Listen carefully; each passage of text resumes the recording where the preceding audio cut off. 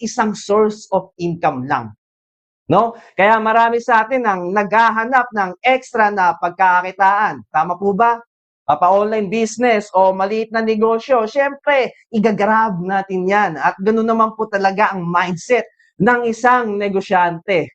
Tama po ba? At syempre, bilang CEO ng Legacy Asia, mission ko po na tulungan kayo na makapagsimula ng sariling negosyo kahit walang malaking kapital at kahit nasa bahay ka lang. Yes, totoo po, kahit nasa bahay ka lang, pwedeng-pwede kang mag-start. And sa live po nating ito, ibabahagi ko sa inyo kung paano ka makakapagsimula ng negosyo na simple, scalable, at suportado ng isang solid na system. Wala kang kailangang background sa business, resume o biodata.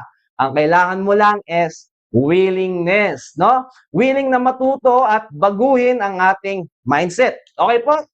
Ayan. So, kung isa sa mga taong pagod na sa paulit-ulit na cycle o kung isa sa mga taong gusto nang simulan ng pinapangarap nilang negosyo, everyone, this live is for you, okay? So, samahan niyo po ako dito. Make time for this and let's talk about sa mga real opportunities that can change your life, even also change the life of your family.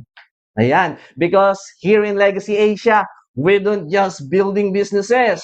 We are building legacies. Ayan, magandang